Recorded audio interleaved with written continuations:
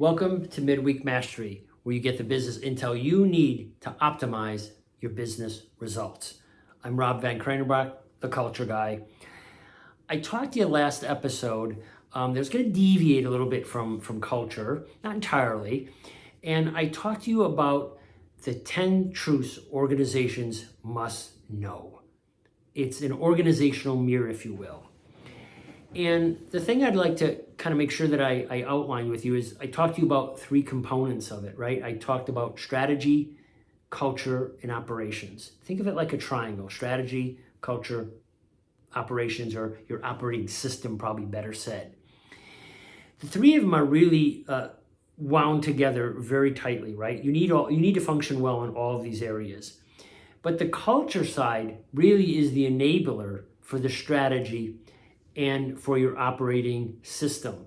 It allows your operational meetings to be more fulfilling in that they're meaningful. There's real issues being discussed. There's real results getting to. We have real honest feedback in those meetings, and we're solving real issues that face the organization.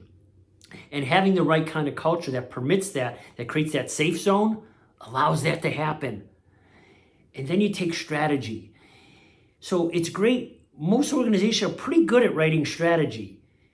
Where they fail, and there's plenty of survey data on this, where they fail is the communication of that strategy, the cascading specifically, getting it down to that functional level where people do the work, and make sure there's clarity all the way throughout the organization. And your culture can help you bring that clarity to be, and to make sure there's a common understanding, a common purpose of what we're trying to achieve with our strategy. But for today, I'm going to focus on the truths that center around culture. Now, the first one I want to share with you is who on your team helps you win? You may say, well, Rob, why would I focus on that? We kind of all help us win. Well, first of all, I'm not sure you all do. But let's focus on who really delivered results for you this year. Who helped you achieve your strategic objectives? And let's make sure that we maximize their capacity and their potential to do that again in the upcoming year. Are we feeding them? Are we nurturing them? Are we growing them? Are we empowering them to really be all they can be, to continue to improve our processes, right? Build better quality systems. Let's make sure that we can fully tap into their contributions, and let's be sure that we thank them for their great performance. Now, the flip side of that, you also have to be conscious of who didn't necessarily get us, who kind of was rowing the wrong way in the boat. You may have heard me talk about the boat before.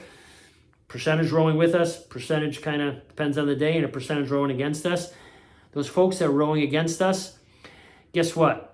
We got to make sure that we address that as well, because the people that are rowing hard for you the right way, they expect you to address that, right?